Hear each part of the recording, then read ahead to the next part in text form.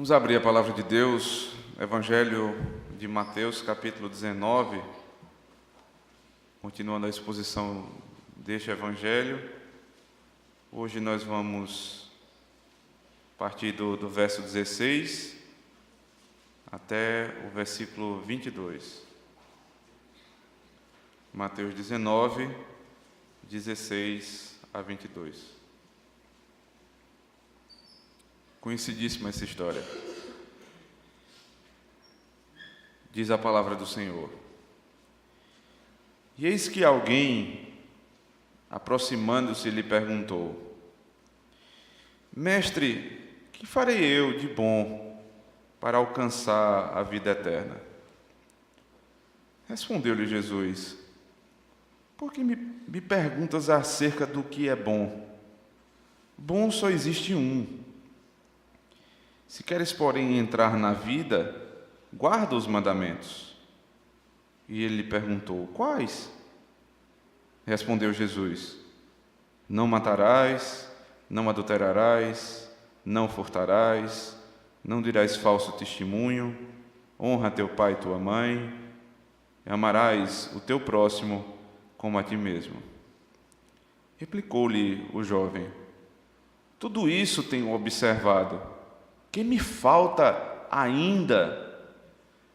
Disse-lhe Jesus: Se queres ser perfeito, vai, vende os teus bens, dá aos pobres e traz um tesouro no céu. Depois vem e segue-me. Tendo, porém, o jovem ouvido esta palavra, retirou-se triste, por ser ele dono de muitas propriedades. Vamos orar ao Senhor, irmãos.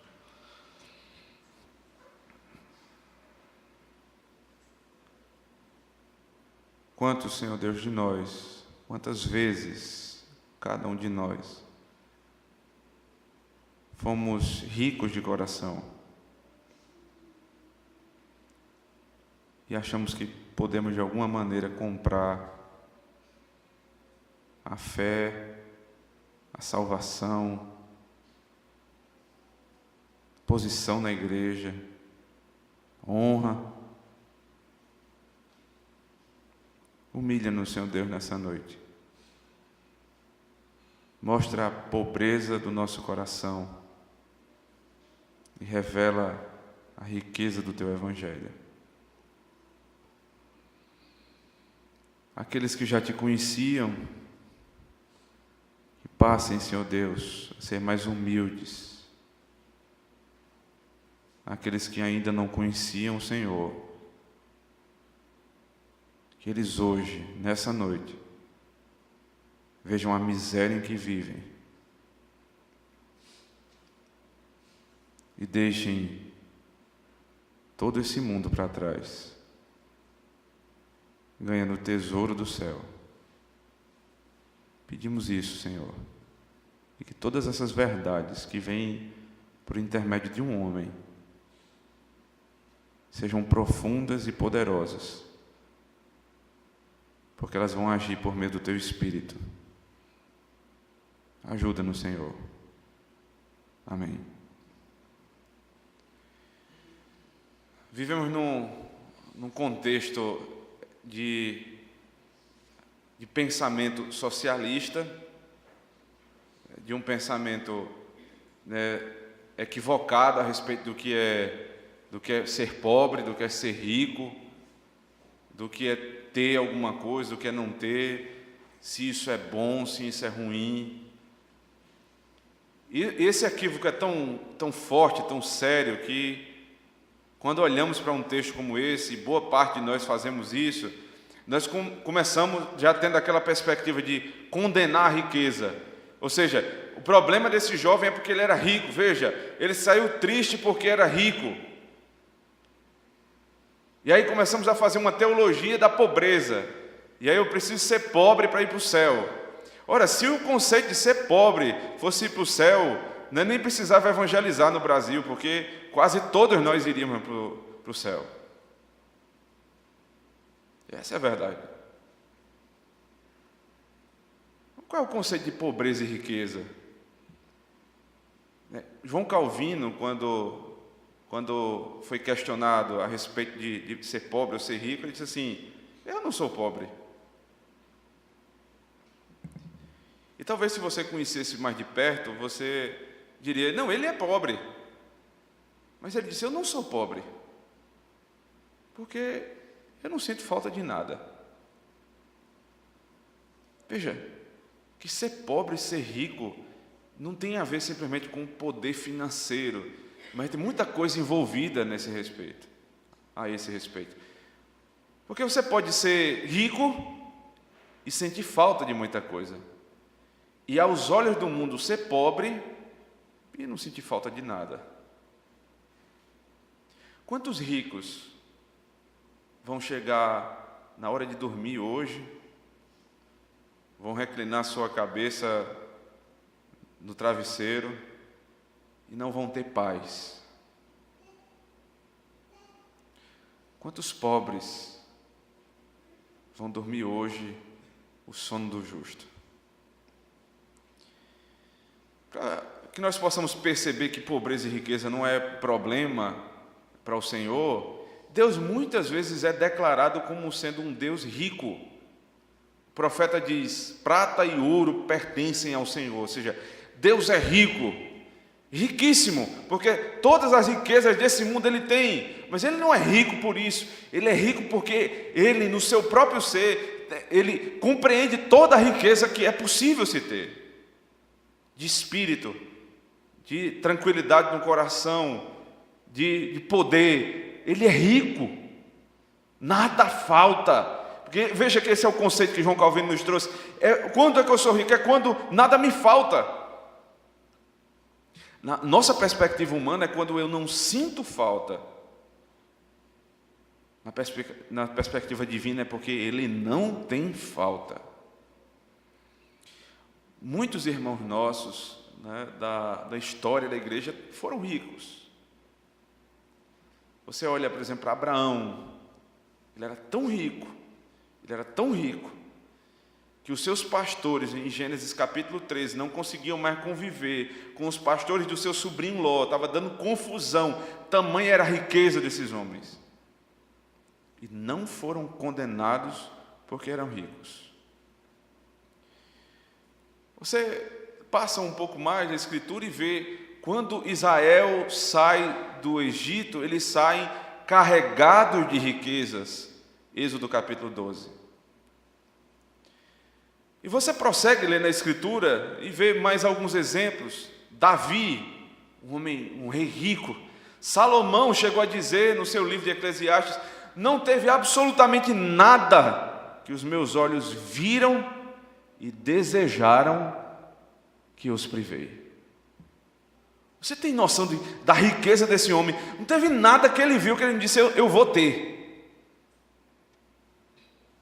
A conclusão de Salomão foi: tudo isso é vaidade e correr atrás de vento.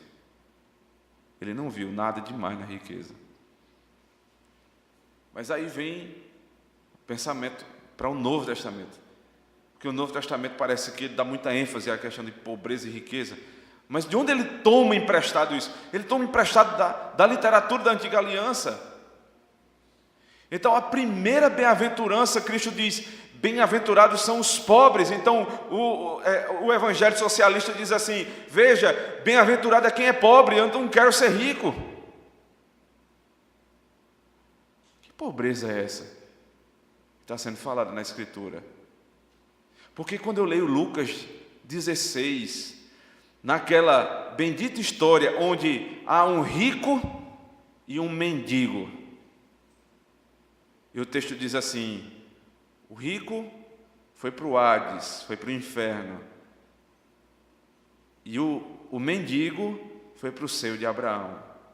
Mais uma vez a interpretação socialista vai dizer: veja, o rico foi para o inferno, porque riqueza é pecado.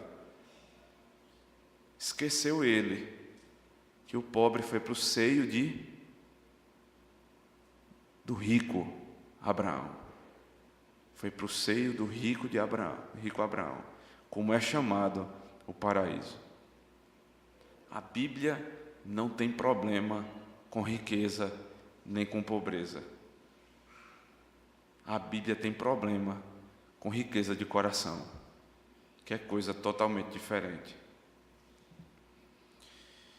Um professor americano da nossa época, chamado George Scipione, quando ele vai tratar dos problemas chamados ídolos do coração, ele diz assim: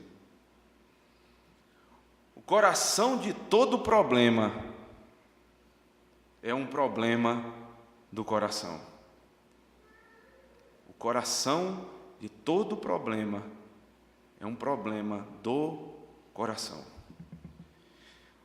O centro do problema, o que é de fato, porque todo o resto está carregado ali de outras coisas. Você começa a conversar com uma pessoa que parece ter um problema, e depois você percebe que o problema não é aquele, porque o problema é o coração. O problema não é riqueza e pobreza, o problema é o coração rico e o coração pobre. A discussão gira em torno disso. Se eu me confio na minha riqueza, ou se eu sou pobre. E aí veja, até um pobre, nesse sentido, pode ser considerado rico. Porque quando um pobre é questionado a respeito de como ele vai para o céu, e ele diz assim: eu vou porque eu não faço isso, eu não faço aquilo, eu não faço aquilo outro, eu não mato, eu não roubo. Então ele está dizendo: eu posso ir. Eu consigo com o meu esforço. E a Bíblia chama isso de riqueza de espírito. Um rico pode ser pobre de espírito. Porque ele, mesmo tendo todas as coisas, ele diz assim: eu não posso, eu não consigo ir para o céu. O rico Abraão, em Gênesis 15, verso 6, foi justificado pela fé. Por que ele foi justificado pela fé? Porque ele disse: eu não posso, Senhor. Então o sacrifício foi feito no lugar dele, e aí veio a justiça do inocente, apontando para a cruz de Cristo, e ele foi justificado. Um rico que de coração era pobre. Por que dizer tudo isso? Porque o texto que nós acabamos de ler é um conhecido texto da Escritura, a história do chamado jovem rico. E eu queria que você prestasse atenção primeiro nesse jovem, que é citado aqui em Mateus 19. Olhe na sua Bíblia que o verso 16, ele não diz a condição social do jovem, só diz assim: eis que alguém, aproximando-se, lhe perguntou. Nem disse que era jovem e nem disse que é rico. Por que isso? Porque muitos se aproximavam de Cristo, porque muitos iam até a presença dele. E então Mateus está dizendo assim: não importa agora se ele é rico, pobre, se ele é jovem, se ele é velho, se é criança, se é adulto, ele veio a Cristo. Você entende isso? Você que está aqui hoje e não conhece ainda o Senhor Jesus Cristo, entenda, não importa se você é jovem, se tem poucos anos de idade ou muito tempo de estrada já, não importa, importa vir a Cristo, e isso sem demora. Vimos isso há alguns sermões atrás. Isso sem demora. Então, se hoje foi a oportunidade que você teve para ouvir o Evangelho, preste atenção nisso. Não foi citada aqui a classe social, se era preto, se era branco, porque não importa. Se chegou diante de Cristo, é a oportunidade de ouvir o Evangelho. Então, quem é esse jovem? Quem é esse alguém? Eu só vou perceber no último versículo. Olhe para o verso 22. Tendo, porém, o jovem ouvido esta palavra, retirou-se, triste. Porque agora faz sentido falar na juventude dele. Porque ele se estribava em duas coisas: riqueza e juventude. como nós fazemos muitas vezes. E dizemos assim: não, eu sou jovem demais para me entregar a Cristo, eu tenho que aproveitar muito ainda. Você não sabe se saindo daqui você vai ter vida ainda. Você não sabe se Deus vai lhe chamar amanhã ou depois de amanhã. Não se estribe na sua juventude. Não confie na sua juventude. É enganosa. Muitos morreram mais cedo do que você. Muitos tiveram oportunidade como você está tendo agora. E por conta da juventude disseram: não quero, não posso, agora não dá. O jovem procurou o Senhor Jesus Cristo. Procurou por quê? Porque estava angustiado de alma. Preste atenção, que nem juventude, nem saúde, nem riqueza podem trazer paz para a alma do homem. O texto diz que ele era jovem, que ele era rico e muito provavelmente ele era um homem honrado. Por que eu digo isso? Abra comigo em Lucas capítulo 18, que é o texto correlato a esse. Lucas 18.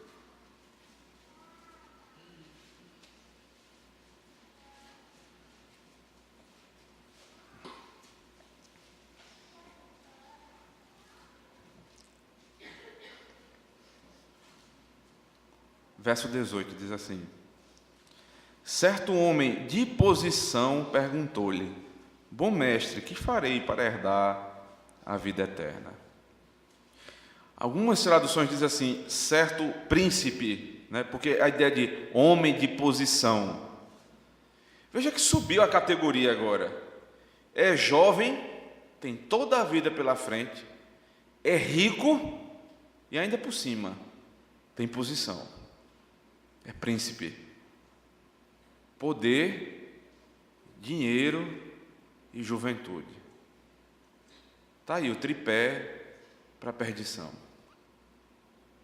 Quem confia nessas coisas se perde facilmente. Porque ele não era um homem, não era um jovem como outros. Ele se destacava no que fazia. Ele era bom naquilo que fazia. Ele alcançou um patamar, né, de posição acima dos outros muito cedo. Então você veja hoje alguém jovem que consegue ser, né, grande empresário, respeitado na cidade. Ele se estriba nessas coisas: dinheiro, poder e juventude. Alguém que doutor, conhecido assim, alguém que é, né, alguém que fez alguma coisa diferente, que conseguiu alguma coisa diferente muito cedo. Então, relacionar essas coisas, poder, dinheiro, juventude, é muito difícil, porque a natureza do homem tem dificuldade em ser humilde. Estava aí, posto, aquilo que poderia ser um problema. Lembrando, nem dinheiro, nem posição, nem juventude são problemas em si mesmos.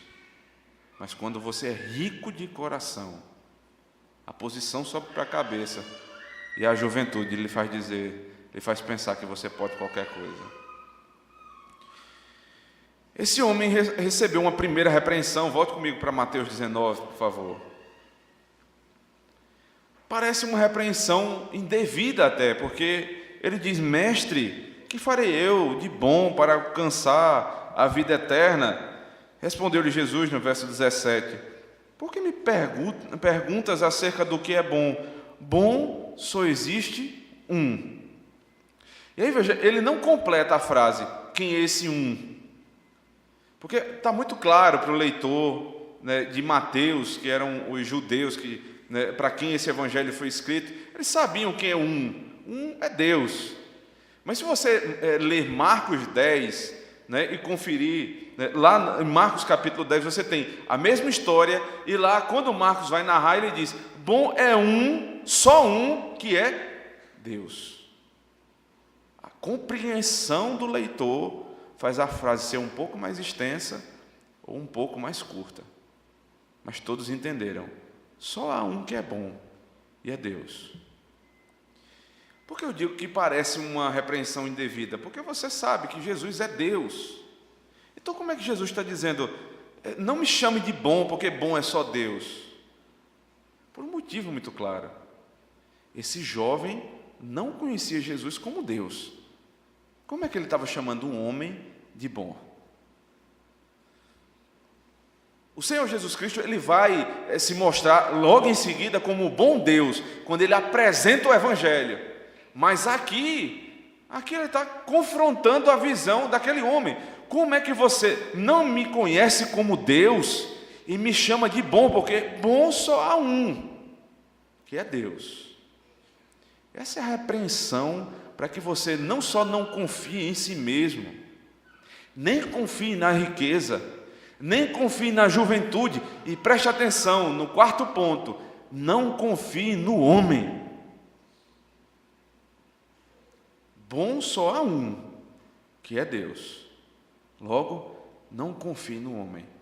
Que tipo de confiança está sendo aqui, né, condenada? É aquela confiança que você confia sem levar em consideração quem a pessoa é. Pecadora.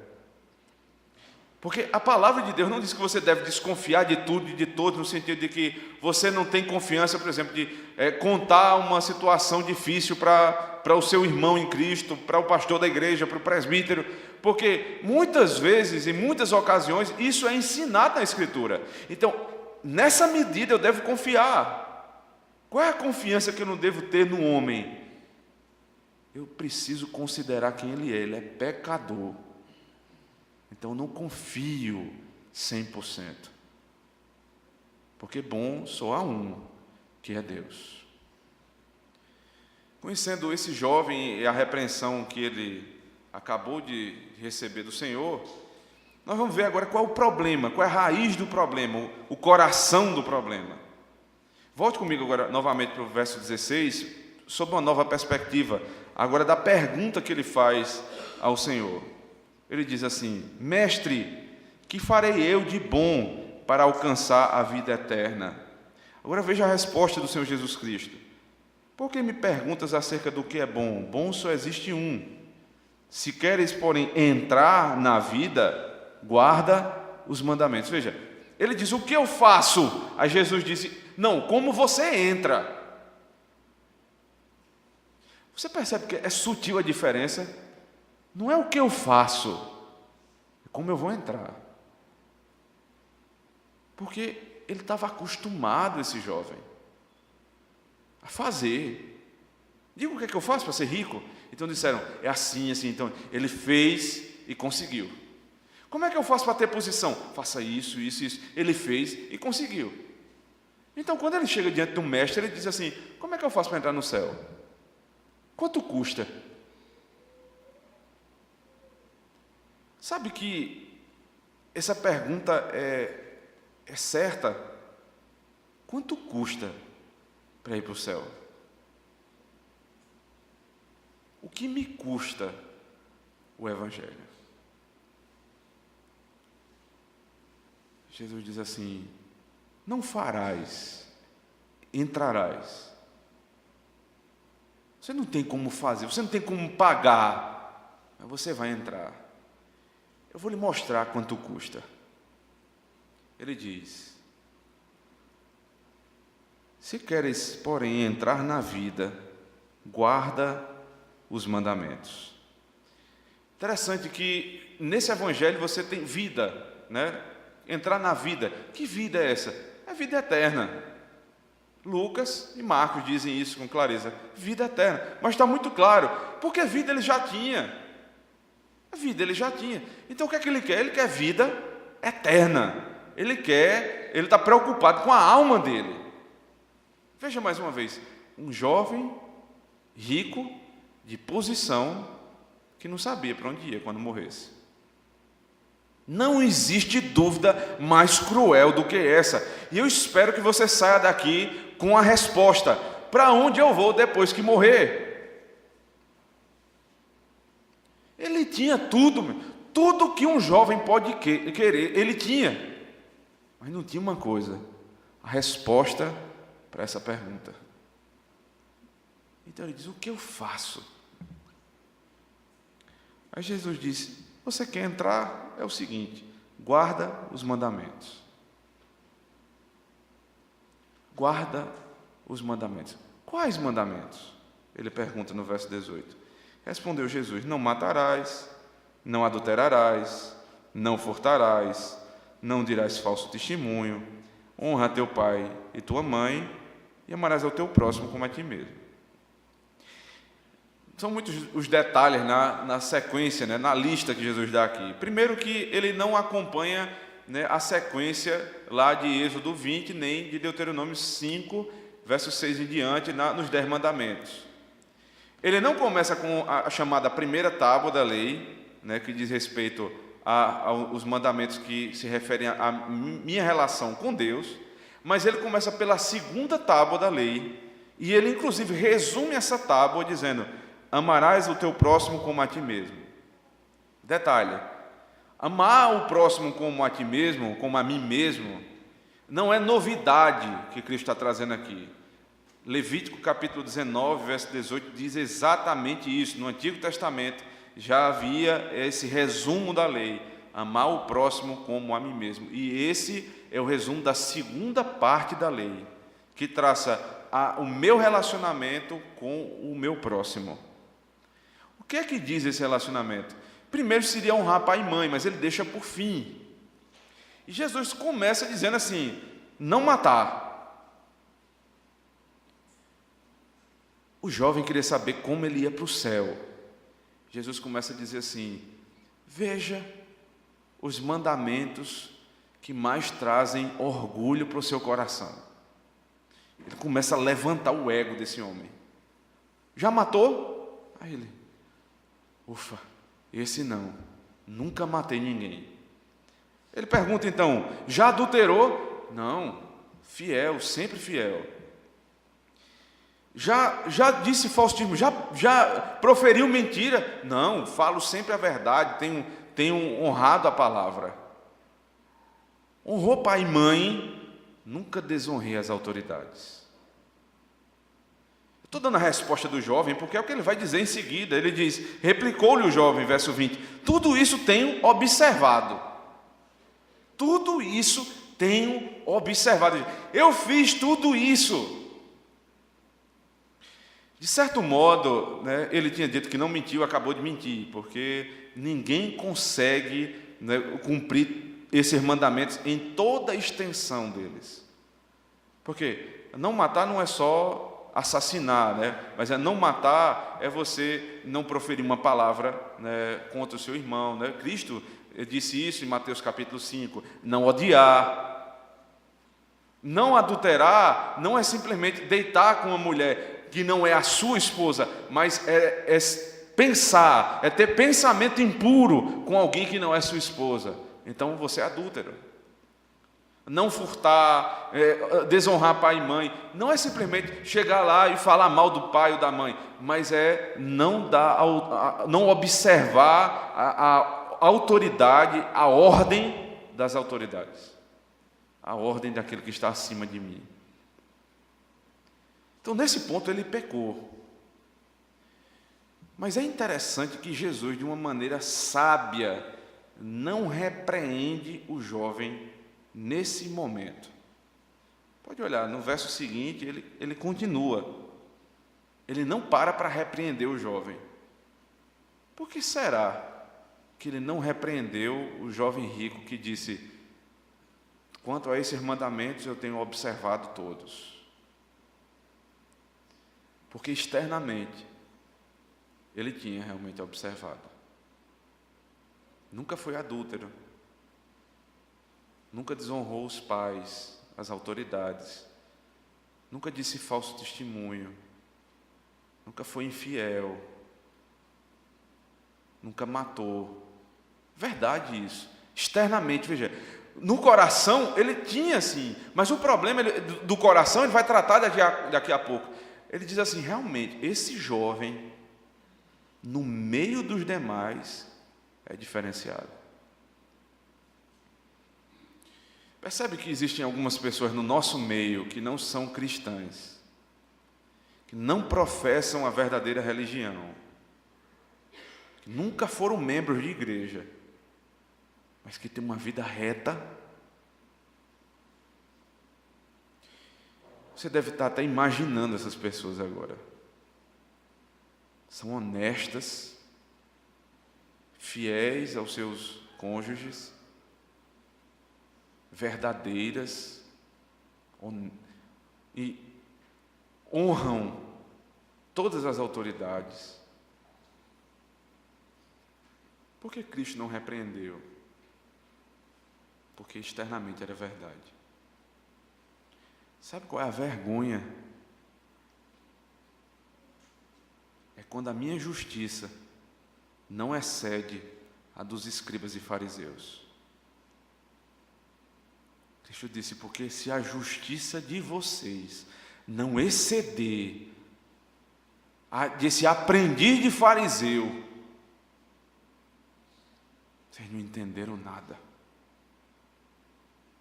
Sabe qual é a vergonha da igreja evangélica no Brasil hoje? É porque o testemunho que a gente dá, muitas vezes, é pior do que de muitos ímpios. Chega o ponto de sermos ridicularizados. Você convida alguém para vir para a igreja, o cara diz, para ser crente feito fulano, para ir para a igreja para ser igual a ciclano, não vou não. Veja, a pessoa está equivocada nisso. Porque você não é crente naquele fulano e ciclano, você é crente em Cristo. Esse é o padrão.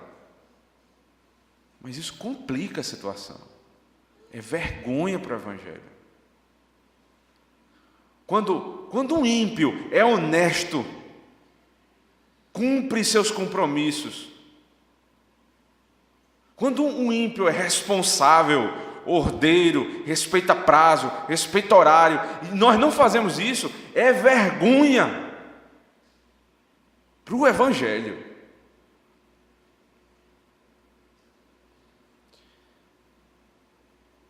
Quando um de nós cai nesses pecados que são citados aqui, por exemplo, adultério. O adultério não é um pecado sem perdão. Isso precisa ficar claro. Mas é um pecado grosseiro. É tão grosseiro que nem os fariseus caíam. E nós não excedemos a justiça dos escribas e fariseus. Não matar. Nunca matei. Veja a palavra que você diz ao seu irmão. Eu sempre respeitei meus pais. Hoje, seus pais estão velhos e você tripudia deles, você não cuida deles, você esquece eles. Você é pior do que um ímpio. Paulo diz isso nas suas cartas pastorais. Diz que aquele que desonra seus pais, que não cuida dos seus pais na velhice, já apostatou da fé. É pior do que um ímpio, porque muitos ímpios são cuidadosos com seus pais. Entende? Reclamar dos ímpios quando nós fazemos pior. E Jesus se cala nesse ponto. Ele vai ensinar que ele está errado. Mas nesse ponto, ele não tratou ainda do problema. Então Jesus vai dizer, você quer ser perfeito? Veja, verso 21. Disse-lhe Jesus, porque a segunda pergunta do jovem foi, eu já observei tudo isso, que me falta ainda? Diga o que é que eu faço? Ainda tinha essa noção, né, de fazer para entrar no céu. Aí Jesus diz, você quer ser perfeito? Interessante que essa ordem foi dada a Abraão também. Volte comigo, Gênesis capítulo 17.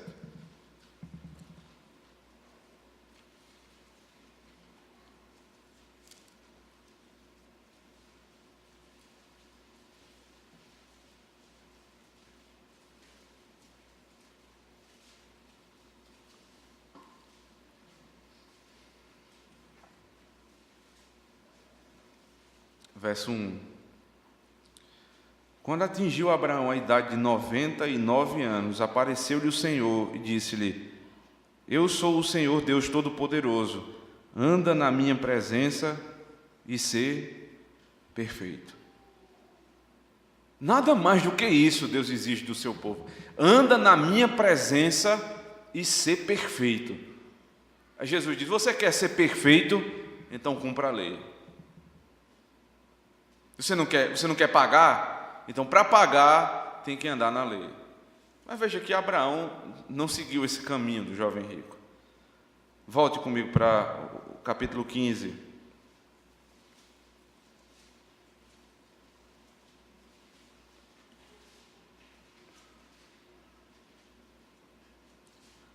texto que eu citei ainda há pouco, verso 6. Ele creu no Senhor e isto lhe foi imputado para justiça. Como é que Abraão, o rico Abraão foi salvo? Não foi sendo perfeito, foi porque a justiça de outro foi imputada e ele creu. Abraão foi salvo pela fé. Romanos capítulo 4 deixa isso muito claro. Paulo explica Gênesis 15 e Gênesis 17 em Romanos 4. Abraão foi salvo pela fé. O rico Abraão se fez pobre diante do Senhor. Então, por que Jesus usa a lei? Volte lá para Mateus 19. Por que ele usa a lei? Que sentido há ainda em citar a lei? Por exemplo, qual é o benefício que a nossa igreja tem em, domingo após domingo, lermos a lei em Deuteronômio 5 e Êxodo 20? Por quê? No período da Reforma Protestante, houve um grande problema em muitos aspectos, mas especialmente em relação à posição da lei. Aqueles que abandonaram a lei, chamados antinomistas ou antinomianos, eles rejeitaram a lei por completo e disseram: nós não vamos viver mais debaixo da lei de maneira nenhuma, nós vivemos na graça. Vivemos na graça. Mas a palavra de Deus, e Tiago muito claramente diz que aonde não há lei, não há também pecado, porque o pecado é a transgressão da lei. Logo, esses estão errados. Outros se apegaram tanto à lei que viraram fariseus, da época da Reforma, os chamados anabatistas, fundamentalistas que começaram a criar lei sobre lei, e aí vivem uma loucura, não pode nada pode ser feito. Então esses são os dois extremos que saíram da Reforma. Mas o caminho bíblico da Reforma, ele traçou 3 usos da lei. São os usos que o próprio Cristo faz aqui, especialmente aqui o terceiro. O primeiro uso da lei, os reformadores disseram que era para o magistrado civil, é a lei para restrição do mal. Então, o governo, o Estado deveria observar a lei do Senhor, se submeter à lei do Senhor e restringir a maldade do povo por meio da lei do Senhor. Isso é doutrina reformada, irmãos. Isso é doutrina protestante. O primeiro uso da lei é civil. O Estado devia se submeter à lei do Senhor. O segundo uso da lei, que é chamado uso pedagógico, é para a convicção do pecado. Por exemplo, usamos assim quando vamos tratar na parte da liturgia da contrição de fé. Nós lemos a lei para sermos convencidos do nosso pecado. Mas há o terceiro uso da lei, que esse é justo para a nossa época. Jesus usou a convicção de pecado e depois apontou para ele mesmo. Porque o terceiro uso da lei não é pedagógico, é didático, para que o crente possa saber como andar. Porque imagine você, se você não tiver lei, como é que você vai viver? Então, eu fui salvo graciosamente. Cristo cumpriu a lei no meu lugar. Mas e agora, como é que eu vivo? Para viver, eu preciso de lei, eu preciso de limite. Quem me dá o limite? A lei do Senhor. Então, esse é o terceiro uso da lei.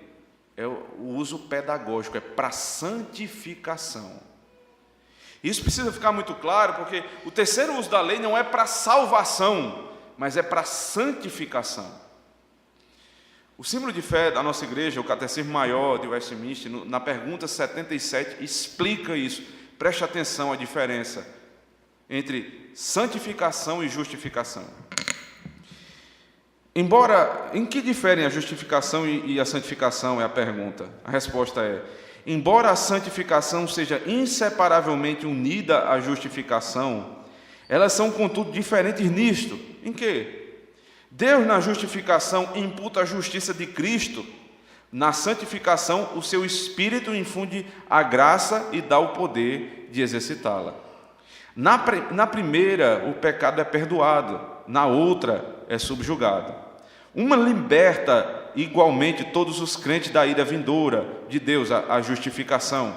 E isto nesta vida, para que jamais sejam condenados. A outra, a santificação, não é igual em todos, nem é perfeita em ninguém nesta vida, mas progride para a perfeição. Veja, se você tenta usar a lei como esse fariseu, você vai, como ele, sair triste, porque você não consegue cumprir a lei. Então, qual é o objetivo da lei para mim? Não é mais para justificação, porque isso aí foi em Cristo, mas é para santificação. Ela me conduz no caminho. E nesse caso, ela não é perfeita em ninguém.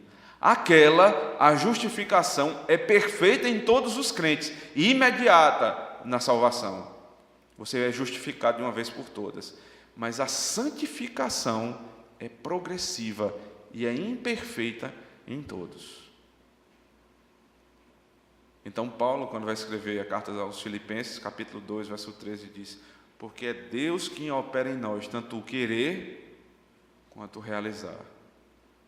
Isso é fantástico, porque isso alimenta meu coração e isso também traz paz à minha alma. Da seguinte maneira: quando eu faço o que Deus manda, a glória é dele. Quando eu desobedeço a Ele, a culpa é minha. Porque Ele é que opera em mim o querer e o realizar. Esse jovem queria ser perfeito, observando a lei. Então, se ele quer ser perfeito observando a lei, o Senhor vai testar a perfeição do jovem. Mais uma vez, veja, verso número 21 e 22.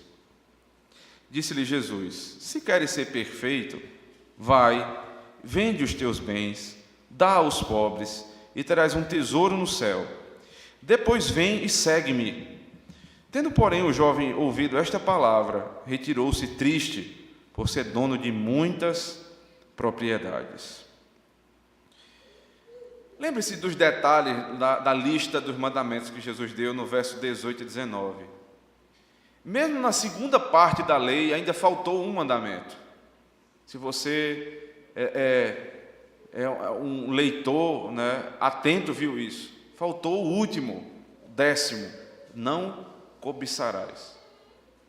Por que Jesus deixou o 10º de lado? Porque lembre-se,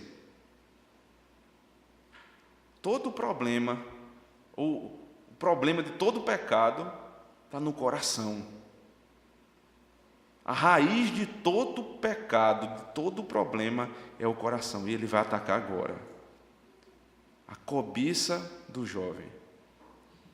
Antes de entrarmos nessa explicação, por favor, a pedagogia inversa, negativa, o que não é. Jesus não está mandando você vender suas propriedades e dar aos pobres, Não está mandando.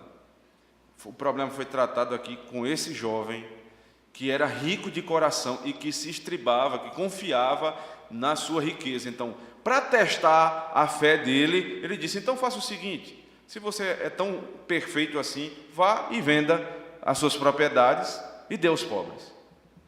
Tocou no calo, tocou na ferida, porque nós somos assim, irmãos. pode pregar qualquer coisa, mas quando toca na ferida, pode falar de qualquer tema, mas quando tocou na nossa ferida, a gente fica raivoso. Philip Ryken, um comentarista do Antigo Testamento, ele diz: sempre que alguém apontar o seu pecado e você ficar com raiva, muito provavelmente a pessoa acabou de acertar. Sempre que a gente fica com raiva é assim. Sai daqui, pastor, só fala de mim. Sabe da minha história. Tocou de novo naquilo. Ora, se eu não tenho esse problema, eu não vou ficar triste com isso. Mas geralmente, quando é meu problema, eu saio daqui triste. A riqueza desse homem foi tocada. O ídolo chegou agora no cerne do problema, lá no centro do problema. E agora Cristo vai arrancar esse ídolo do coração e vai colocar à mostra. Veja aqui qual é seu ídolo, veja quem você é, veja que você é miserável, que você é podre. Você confia na riqueza.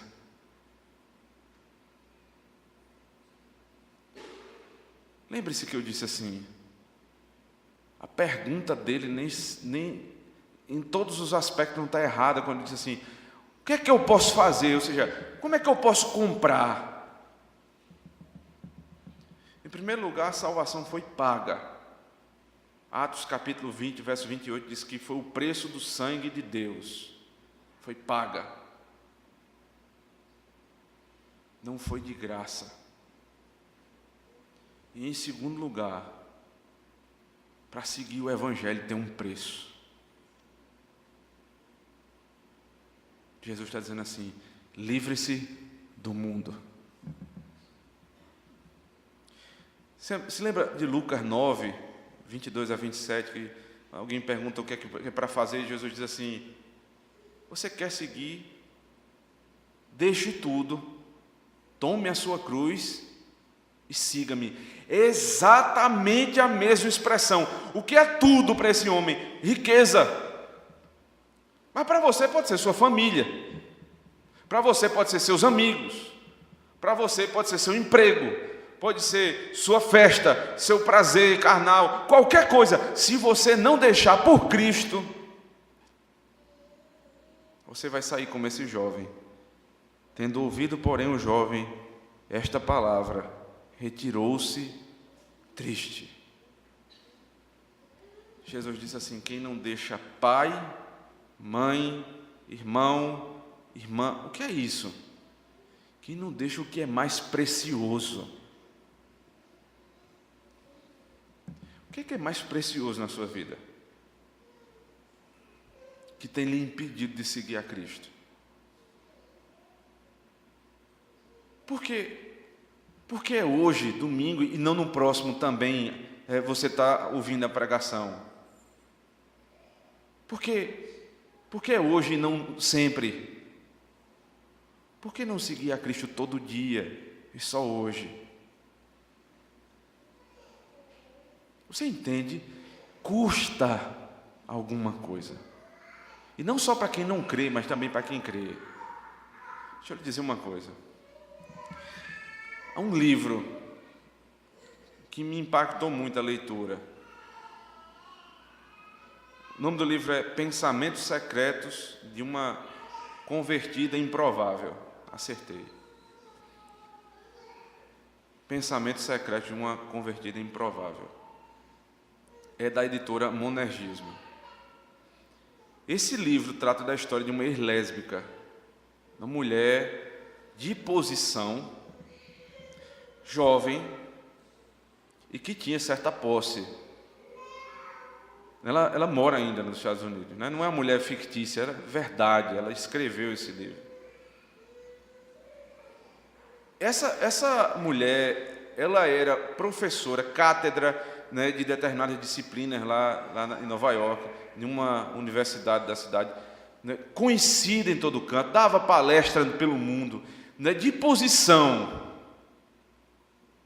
E numa dessas festas, né, no meio dos seus amigos, né, LGBT, ela estava lá e alguém deu uma Bíblia para ela, encontrou uma Bíblia, e ela foi conversar com um amigo, né, travesti, e disse: olha, eu li um livro que mudou minha vida. Esse livro está me transformando. Aí o travesti disse assim: eu já li também a Escritura. E eu tentei muito, mas eu não fui mudado. Ela disse: mas ele está me mudando. Essa professora, ela deixou tudo por Cristo. Ela era cientista, né? Então você imagina você alguém de posição no meio da ciência e dizer assim: agora eu creio em Cristo. Essa mulher, ela pulou de um ponto para o outro, né? Desse meio, ela foi para o meio reformado, puritano, né? Salmodia exclusiva. Hoje o pai dela, o marido dela é pastor presbiteriano. Ela foi para o outro extremo, né? Para o outro ponto. Um extremo, para o outro ponto. E ela perdeu muita coisa. Ela perdeu a fama, ela perdeu o reconhecimento, os convites para as palestras, só não perdeu o emprego. Mas o testemunho dela é fantástico, porque ela diz assim: eu perdi muita coisa. Perdi amigos, perdi posição, perdi prestígio, mas eu ganhei algumas coisas. Veja só isso. Eu ganhei algumas coisas que são impagáveis. Ela diz: hoje eu tenho filhos que me chamam de mãe, e eu tenho um homem que me chama de esposa. O que é que custa para você seguir a Cristo? É abandonar o prazer dessa terra, abandonar alguns amigos, abandonar posição, fama. O Evangelho custa alguma coisa, não é de graça. A salvação é de graça, mas servir a Cristo, você precisa pagar algum preço.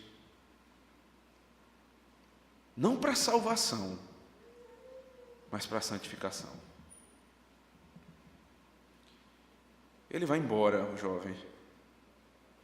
O texto diz: ele retirou-se da lei. Há algo bom nisso, sabe, irmãos, quando ele se retira. Porque como ele não se submeteu a Cristo, como ele viu que não tinha como abandonar o ídolo, ele pelo menos foi honesto. Ele não queria ser joio no meio do trigo. Ele não queria ser pedra de tropeço. Então preste atenção nisso também. Se é para seguir, que seja de verdade. Aqueles que estão sendo recebidos hoje, se é para ser membro da igreja, que seja para honrar o Evangelho e não para envergonhá-lo. Se é para abraçar a igreja a partir de hoje, que seja de verdade e não de mentira. Vai custar um preço, preste atenção no que eu estou lhe avisando hoje. Vai ter preço a ser pago. Mas veja o que é que Jesus diz. No verso 21 ele diz assim: vai, vende os teus bens, dá aos pobres e terás um tesouro no céu. Troque a riqueza da terra, e riqueza são todos esses deleites da terra, troque tudo isso e espere, não por uma riqueza da terra, posição na terra, força nessa terra, mas tesouro no céu. A partir de hoje é essa troca que você está fazendo, de posições dessa terra por uma bênção no céu. Por fim, eu queria só que você olhasse o último detalhe desse jovem. Tendo, porém, o jovem ouvido esta palavra, retirou-se triste. Se você vive num pecado, longe de Deus, é muito provável que você saia daqui hoje triste. Se você não se arrepender. Mas é certo que se hoje você se arrepender dos seus pecados e firmar um compromisso com Deus, se você realmente foi tocado por essa palavra, né, e não quer sair daqui como esse jovem triste, ouça a voz do Senhor. Não tem preço para ser pago, para ser salvo. É só dizer: Senhor, eu creio. Ele deveria vender tudo e viver pela fé. Se você quer vender todas as riquezas desse mundo que você tem se apegado até hoje, ore ao Senhor, peça perdão, e você não vai sair daqui triste, vai sair daqui alegre.